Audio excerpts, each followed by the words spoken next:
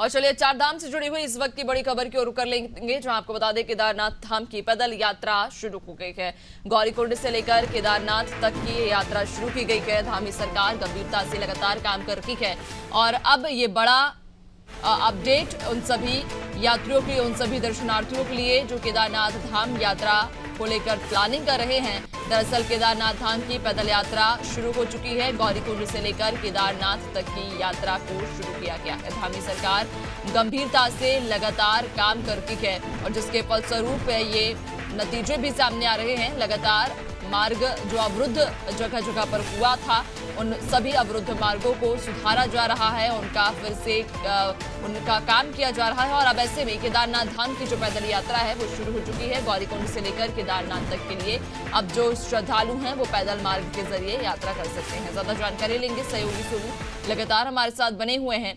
सोनू, बीते कुछ समय पहले आपदा के कारण जो मार्ग जगह जगह प्रभावित हो गए थे, उन्हें अब फिर से सुधारने के लिए लगातार सरकार काम कर रही है और हम देख भी पा रहे हैं कि जो सड़कों जो मार्ग हैं जो अवरुद्ध हुए थे, उनके फिर से निर्माण को लेकर या उनको जो सुधारा जा रहा है उसको लेकर तेजी से सरकार काम कर रही है। देखिए नैन्सी, उत्तराखंड पर्वतीय राज्य है और पल पल बदलते मौसम का मिजाज, मौसम की बेरुखी शासन प्रशासन सरकार के लिए खासतौर से मानसून सीजन के दौरान जो है यात्रा का सुचारू और सुव्यवस्थित तरीके से संचालन करना एक बड़ी चुनौती बन जाता है। लिहाजा सरकार हर संभव प्रयास करती है कि जो बाहरी क्षेत्रों से बड़ी संख्या में श्रद्धालु मानसून सीजन के दौरान यहाँ केदारनाथ धाम की अन्य धामों की यात्रा दर्शन करने के लिए पहुंचते हैं, उनकी यात्रा सुरक्षित और सुगम यात्रा हो। क्योंकि बीते 31 जुलाई को अतिवृष्टि यानी बादल फटने के चलते जो केदारनाथ धाम का गौरीकुंड से जो केदारनाथ धाम तक का पैदल मार्ग है, इस मार्ग पर तकरीबन 29 ऐसे स्थान है जहां पर ही क्षतिग्रस्त हो गया था। हालांकि सरकार ने फौरी तौर पर पहले सर्चिंग ऑपरेशन चलाया। इस क्षेत्र में सेना की और जो रेस्क्यू ऑपरेशन करने वाली टीमें हैं, पुलिस की फोर्सेज हैं, उनका सहयोग लिया गया। उसके बाद हवाई सेवा से यात्रा को शुरू किया गया। चूंकि मार्ग कई जगह से क्षतिग्रस्त हो गया था और इससे यात्रा भी प्रभावित हुई थी, तो ऐसे में ये प्रयास किए जा रहे थे कि जो संबंधित विभाग के अधिकारी हैं वो जल्द से जल्द पैदल मार्ग वाली यात्रा को शुरू करें और इसका सुचारू कर सकें।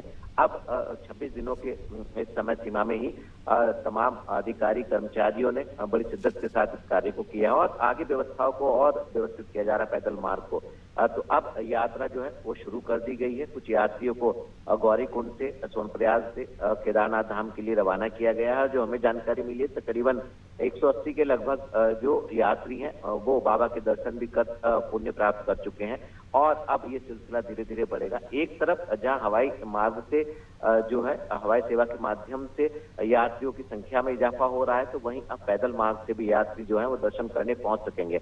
और जब बारिश होती है, बरसात के दौरान जब मोटर मार्गों पर भूस्खलन की घटनाएं सामने आती हैं, तो उसको भी कम से कम समय में सरकारी तंत्र कैसे उसको व्यवस्थित कर सकता है, कैसे फिर से मोटर मार्ग का सुचारू जल्द से जल्द हो सकता है, इस पर भी फोकस करता है। तुम कह सकते हैं कि पूरा का पूरा सरकारी तंत्र गंभीरता के साथ इस कवायद में जुटा हुआ, जिसके परिणाम आज कम समय में ही जो है वो यात्रा फिर से पैदल मार्ग से शुरू हो गई है।